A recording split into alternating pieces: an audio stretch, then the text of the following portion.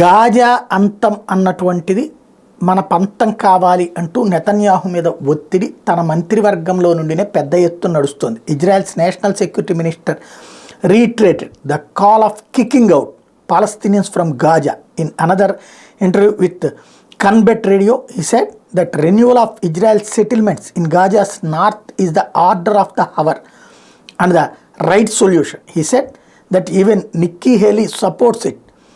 I will try to convince my friends in the cabinet and in the government. Let's try to take this step. Hundreds of thousands will leave now if given the option. Ben Giver said his comments came despite a rare statement from the US advising Israeli ministers to return from making such remarks.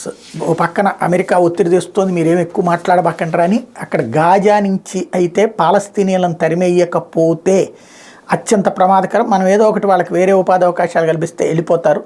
వాళ్ళని బంధించేయకపోతే కనుక ఇజ్రాయెల్కి అత్యంత ప్రమాదమని నమ్ముతున్న వాళ్ళు, రాజకీయంగా ఆ కారణాల మీద గెలిచినటువంటి వాళ్ళే ఇప్పుడు నెతన్యాహు ప్రభుత్వంలో ఉండటం వలన ఇప్పుడు కీలకమైన పరిణామాలు చోటు చేసుకుంటున్నాయి.